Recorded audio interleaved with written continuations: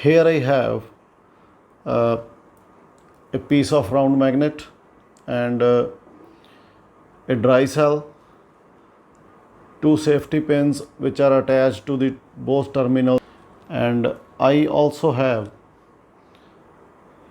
a copper coil made of a fine copper wire which is insulated, and its two ends are rubbed with the sandpaper so as to pass a current through these wires. Now let us see what happens when I place this coil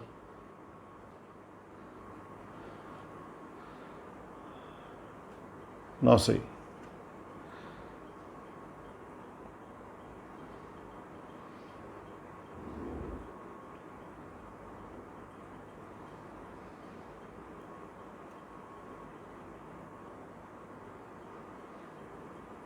see, so this coils starts rotating by itself. Now watch clearly, I have another magnet, it's a neodymium, so I am just increasing the magnetic field. Now see what happens. Oops. Now see the speed of the coil. So its angular velocity increases to manifold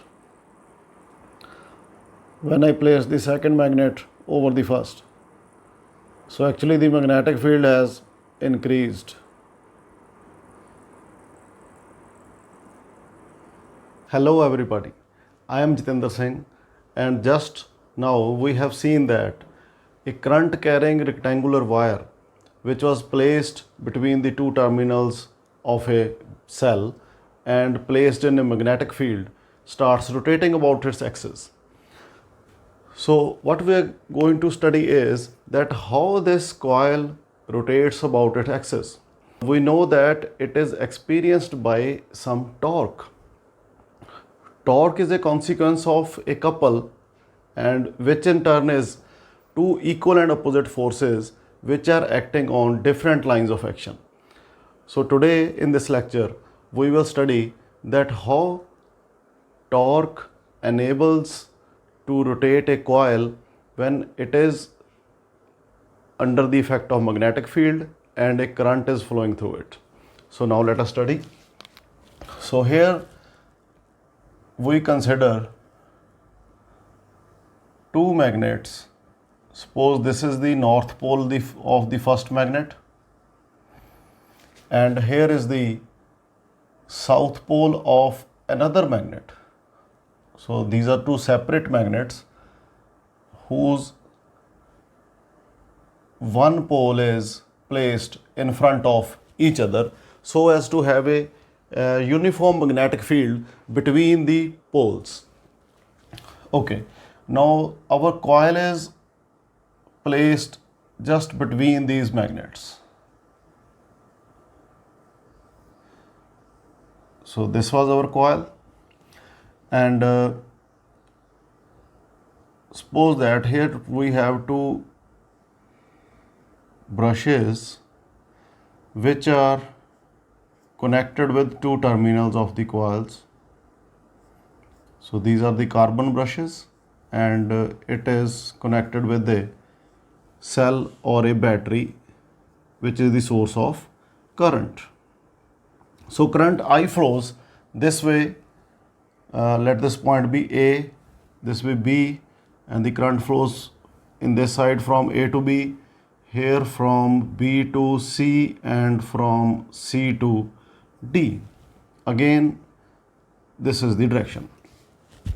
So first we are considering the simplest case. Simplest case is when our coil is just stays horizontal to the magnetic field. Means if this is the plane of the coil and its area vector will be perpendicular to the surface of the coil, and magnetic field is this way. So they are making an angle of 90 degree with each other. Okay, so let us make the axis of the coil first. Now we will consider the forces. We will check the forces which are acting on side AB, side BC, side CD and side DA, because we have studied earlier that any conductor which is having a current of I flowing through it, and if it is placed in a magnetic field, then it experiences force, and that force, which is called Lorentz force, formula is IL cross B. IL is the length component through which a current of I is flowing, and B is the magnetic field in which this wire is placed. So here let us consider that the length of our coil along this side is L, and let its breadth be B, small b, lowercase b. Okay. Now force on, first we will calculate side AB, then BC, then CD and DA. Okay. Now for AB, our direction of current is from A to B. Direction of the current is like this. So this is our IL. And the magnetic field is from north pole of the magnet to the south pole of the magnet. So magnetic field is like this. In which way will the force on these two vectors? So we have a vector IL and the second one is B. So this angle is 90 degree. So placing a screw between IL and B, and rotating the screw from IL to B, it will give us a direction of inwards perpendicularly to the plane of the board. Okay, so therefore the force on the first side will be downwards. So FAB will be downwards as magnetic field is this way and IL is along this way. So these are perpendicular vectors. Okay. Now the force on AB will be FAB. It will be IL cross B, which will be equal to ILB sine of 90 degree, and which will be equal to ILB, and direction will be downwards. Now we will find the force on BC side. The force on BC. So magnitude and direction will be given by this formula. So here our L is B. So it will be IB B sine of the angle. Here the length element, current element is like this, and the magnetic field is also along this direction. So therefore the angle is 0 degree for side BC. So sine 0 is 0, so therefore we will have no force on this side. Now coming to CD, so FCD will be IL cross B. I, the side is L, magnetic field B, sine of the angle. So magnetic field and the current, they are 90 degree to each other here. So therefore it is 90 degree. So in turn it will be ILB. So what about the direction? So here is our I, and magnetic field is like this. Far side CD. Place a screw between these two, or either you can use the right hand thumb rule. So it will go out upwards. So force will be upwards. So this is our FCD. So in this way, so it is upwards. So this was downwards and this is upwards. Now the force on DA, FDA. So according to the formula IL cross B, I length is B here, small b, B sine. Now the angle between IB is toward left side and the magnetic field is towards right side. So we have an angle of 180 degrees and sine 180 degrees is again 0. So in this way we have found that we have two forces which survived. Both are equal in terms of their magnitude, but the direction is opposite. So if we see the coil from DA side, then we can find that, so it will look like just this, just like here is the D point and here is point A. Point A has its AB arm behind it. The force is downwards at A. So FAB was downwards. Likewise at point D, the force is upwards. So this was our FCD. So these two forces have equal magnitude, but they are directed opposite in direction. They will not cancel each other because they have different lines of action. Line of action is a line where the force actually acts. So FAB acts on this line and FCD acts on this line. So these are the lines of action of these two forces and they are different. So if these were same, they might have cancelled each other. But here is the case when they will form a couple, and if they are forming a couple and here is the axis of the coil, the couple will tend to rotate the coil like this. So this causes the coil to rotate when it is acted upon in a magnetic field and it carries a current I. Okay, now we will calculate the torque. Torque is magnitude of either force multiplied by perpendicular distance between the lines of action of forces.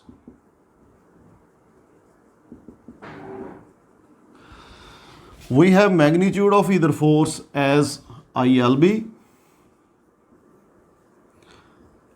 perpendicular distance between the lines of action of two forces. So these are two forces, CD and FAB. So line of action has a distance of B, not A, it is B, lowercase b, between these two. So distance between lines of action is B. So we got I, L, B times B. L and B makes the area of this rectangular coil. So we can write it as IAB. IA is another quantity which is known as magnetic dipole moment of a magnet.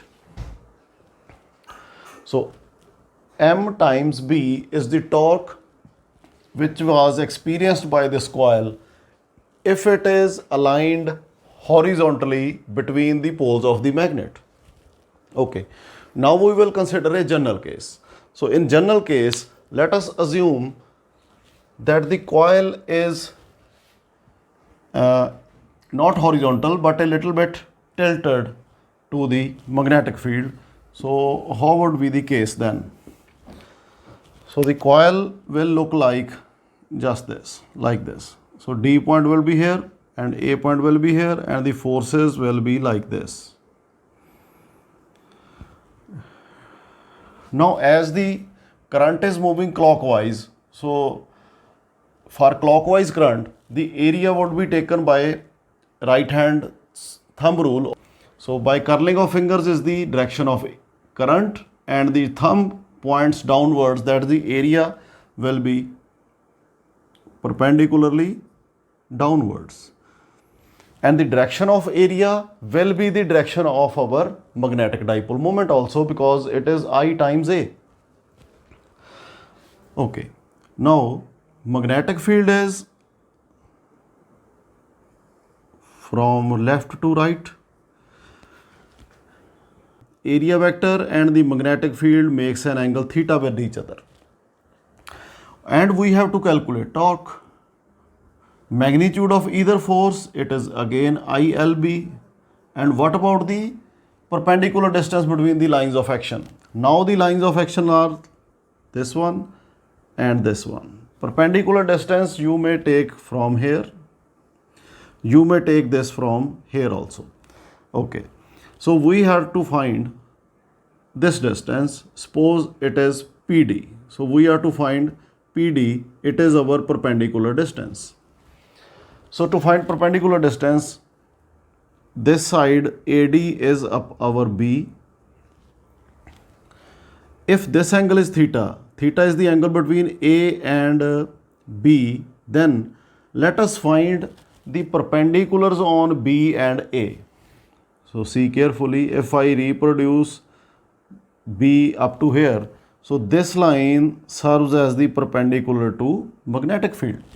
And what about area vector, and which is the also direction of magnetic dipole moment? So area vector is the perpendicular on side DA. So DA and A, these are perpendicular to each other. So therefore, if theta is the angle between B and A, their perpendiculars will have same angle. So PA and DA, here we will have the same angle. Okay. So after finding this angle, it is easier now to find the value of PD. So if this is B, then PD is B sine theta, as this component will be B cos theta. So this is the adjacent side to theta. So this will be the cos component, and the other side of the component is B sine theta. So we will write here B sine theta as perpendicular distance between the lines of action of forces. So in this way, we will get ILB B sine theta. This L and B again forms I times A times B into sine of the angle. Now I into A again becomes magnetic dipole moment B sine theta. As M and B are both vector quantities, and sine theta represents the vector product of these quantities. So therefore, we can write torque as M cross B. So this is our mathematical result of the torque which is acting on this two sides of the coil, and hence this coil rotates. When this torque will be maximum and when it will be zero. So torque will be maximum if MB sine theta is maximum. Sine theta will be maximum at theta equal to 90 degree or 270 degree, so on. So at the positions where coil has horizontal position in magnetic field, we will have a maximum torque applying on this coil, and the torque will be zero if theta will be 0 degree, 180 degree, 360 degree. So these are the angles when the coil will be vertical. So if the coil is vertical, then it will experience no torque. So at horizontal position, it will experience maximum torque, and it will be vertical, then the coil will experience no torque.